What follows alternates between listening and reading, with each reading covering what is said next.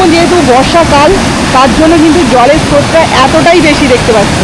এই যে নেমে গেলাম ঘাটশিলাতে, আর এই বর্ষার সময় আসলে কিন্তু তোমরা এতটা ঝর্ণার জল দেখতে পাবে বা ঝর্ণাটা দেখতে পাবে। এই যে দেখো বন্দে ভারত, এই যে স্পেশাল ছাতু, ভালো গন্ধটা সুন্দর বেরোচ্ছে, জানি না খেতে কেমন হবে। উনি এখানে বসে কিন্তু চাঁদের পাহাড় লিখেছিল।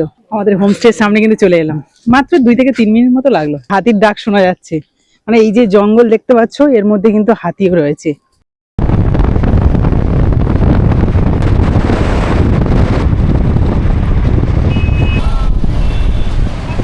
শুভ সকাল বন্ধুরা, আজকের আমি কিন্তু হঠাৎ করে চলে এসেছি আমাদের সব থেকে ব্যস্ততম রেল স্টেশন হাওড়া। এখন ঘড়িতে বাজে 5:51, আর আমরা কিন্তু বাড়ি থেকে বেরিয়েছিলাম ভোর 4টেতে। তখন কিন্তু চারিদিকে পুরো অন্ধকার ছিল, আর এখন পুরো সূর্য তো উদয় হয়ে গেছে। চারিদিকটা দেখতে পাচ্ছ বেশ রোদ ঝলমল ব্যাপার স্যাপার হয়ে গেছে।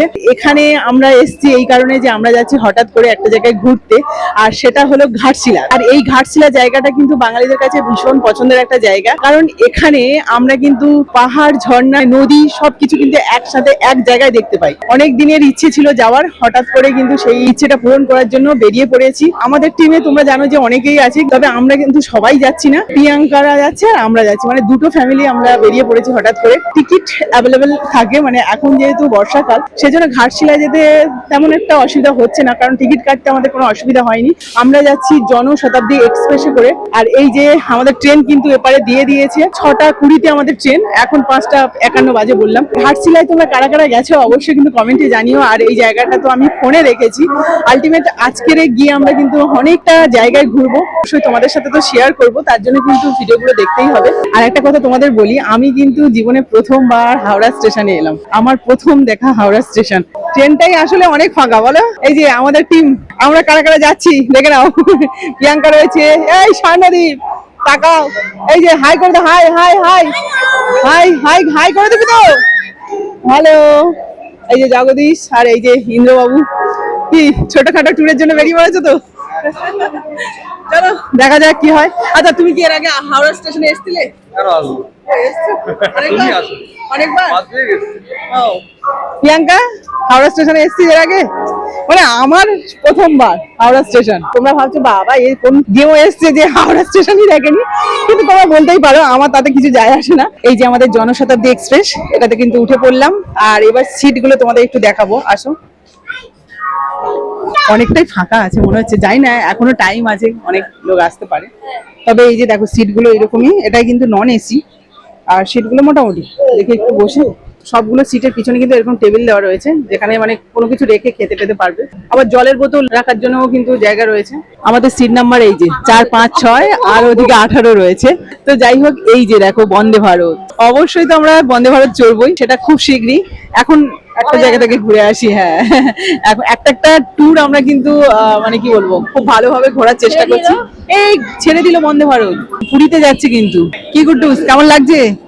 বন্দে ভারত দেখালাম তো, চড়াতে পারলাম না, খুব তাড়াতাড়ি কিন্তু চড়াবো। Tata, bye bye. তো এই যে চা খাবো আমরা এবার, লেমন টি। ভালো হয়েছে, হ্যাঁ।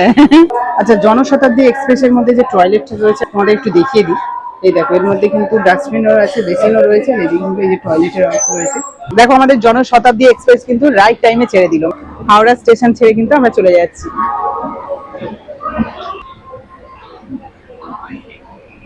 এখন 6:41 বাজে, আর আমরা কিন্তু ঢুকে গেছি সাঁতরাগাছি স্টেশন। মানে খুব অল্প সময়ের মধ্যে কিন্তু সাঁতরাগাছি স্টেশনে চলে এসেছি। এখন 7:22 বাজে, আর আমরা একটু পরে খড়গপুরে পৌঁছে যাব। তবে তার আগে কিন্তু খিদে পেয়ে গেছে, তাই বাড়ি থেকে খিচুড়ি আনা হয়েছিল, মানে প্রিয়াঙ্কার মা বানিয়ে দিয়েছিল খিচুড়ি। আর সেই খিচুড়ি কিন্তু এই যে চিপস দিয়ে খাওয়া হচ্ছে, বাচ্চাদের খাওয়ানো হয়েছে, এবার আমরা খাবো। বাড়ির খাবার আমরা বাচ্চারা যেখানে যায় সেখানে কিন্তু নিয়ে যাই। তো আমাদের সকালের ব্রেকফাস্ট কিন্তু এটাই।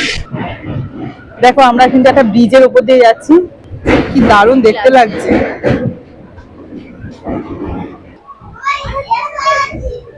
খড়গপুর স্টেশনে কিন্তু চলে এলো গাড়ি। এখন বাজে ঘড়িতে সকাল 8:30, মানে আমরা 6:20-তে ট্রেনে উঠেছি, একটুখানি লেট আছে।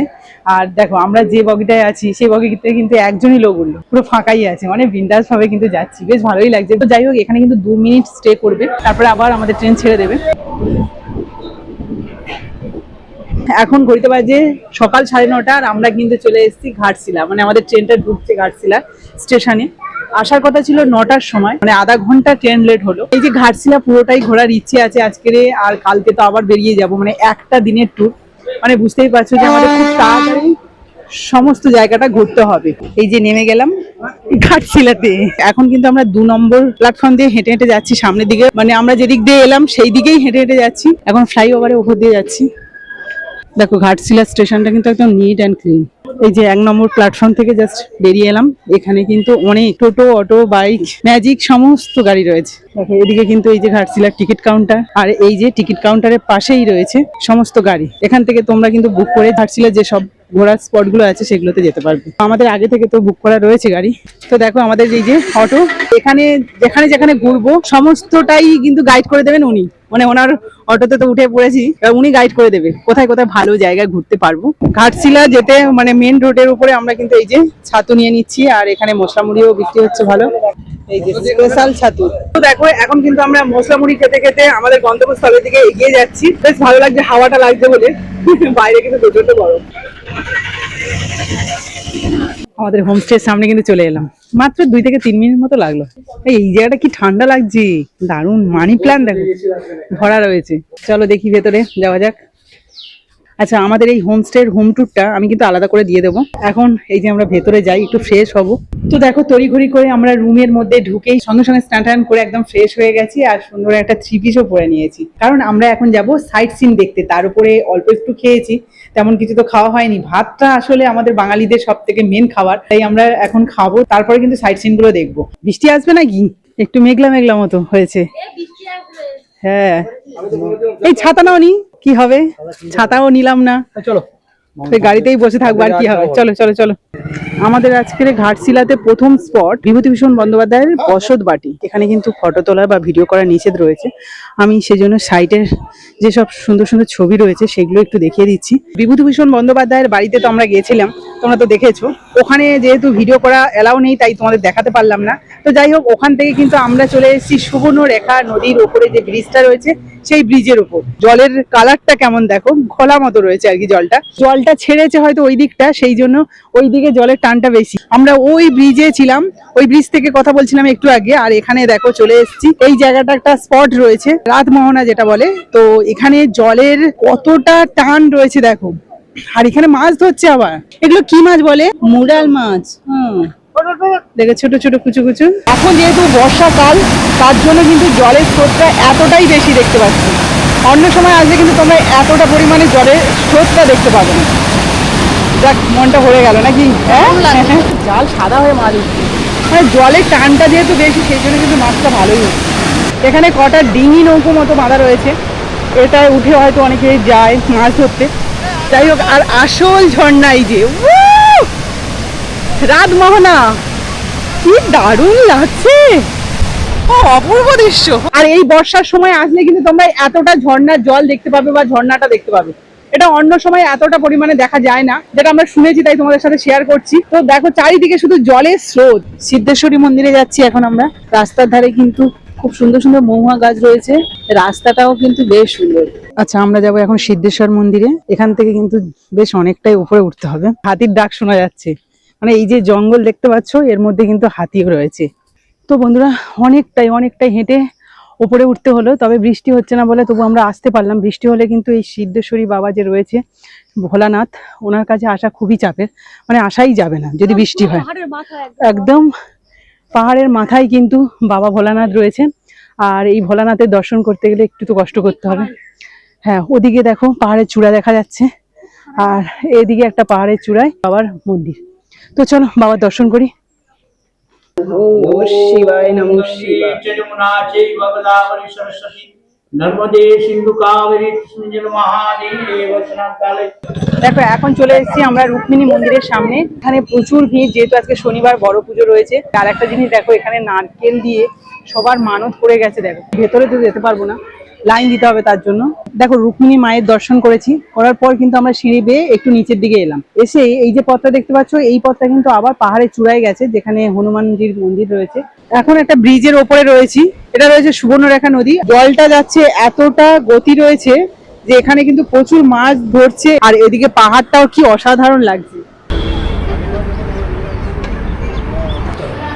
এই যে এখন রয়েছে মাতা বৈষ্ণব দেবীর মন্দিরে রাম সীতা লক্ষ্মণ, কিন্তু কি সুন্দর ঘিয়ের প্রদীপ দেওয়া রয়েছে দেখুন। তো আলটিমেট খাওয়া দাওয়া কমপ্লিট করলাম, মানে প্রথম দিনে লাঞ্চ করলাম এই যে ধাওয়াতে, বাইপাসে যে ধাওয়া রয়েছে এখানেই কিন্তু আজকে আমরা খেলাম। তোমরাও যখন ঘুরতে আসবে যদি খেতে চাও, এরকম হাইওয়ে রয়েছে, হাইওয়ের পাশে কিন্তু এই যে ধাওয়াটা, এখানেই কিন্তু খেতে পারো। তো বন্ধুরা দেখো, খাওয়া দাওয়ার পরেই কিন্তু আমরা আরেকটা সাইট সিন দেখার জন্য চলে এসেছি, আর এটা হচ্ছে ফুলডুমরি। আর এই ফুলডুমরির যে জায়গাটা, এটা কিন্তু বিভূতিভূষণ বন্দ্যোপাধ্যায়ের উপন্যাস লেখার একটা উপযুক্ত জায়গা। উনি এখানে বসে কিন্তু চাঁদের পাহাড় লিখেছিল। জায়গাটা কি দারুণ, তোমরাও দেখে নাও, ভীষণ সুন্দর। দেখো আমাদের লাস্ট ভিউ পয়েন্ট ছিল ফুলডুমরি। ওখান থেকে ফেরার পর আমরা কিন্তু রুমে গিয়ে একটু ফ্রেশ হয়ে রেস্ট নিয়েছিলাম। এখন সন্ধেবেলা মানে প্রায় 7:30 মতো বাজে, আমরা কিন্তু বেরিয়েছি এই যে ঘাটশিলার বাজারটা যে রয়েছে কাছাকাছি, মানে আমাদের হোমস্টের একদম কাছেই, ওখানেই ঘুরতে বেরিয়েছি। ফুচকা খেলাম একটু, এখানকার ফুচকাটা একটু টেস্ট করলাম, বেশ ভালো। তারপরে কিন্তু চলে এসেছি রামকৃষ্ণ মঠে, মানে এই ঘাটশিলার বাজারের একদম কাছেই রয়েছে রামকৃষ্ণ মঠ। বিকেল 4টে থেকে গেট খুলে দেয়। তো আমরা এখন 7:30টার দিকে এসেছি বলে জাস্ট আসলাম, দর্শন করলাম রামকৃষ্ণজি, আর তারপরে কিন্তু গেট বন্ধ হয়ে গেছে। এই দেখো মেন রাস্তায় চলে এসেছি। এখন আমরা যাচ্ছি টিএফসি তে। আমরা তো নর্মালি কেএফসি তে খাই, মানে কেএফসি খাবার খেয়ে থাকি, এখানে আবার টিএফসি রয়েছে। তো টিএফসি তে কি আছে চলো দেখি। এইটুকু পড়ে আছে লাস্ট, কি সন্ধ্যের সময় শেষ হয়ে যায় নাকি?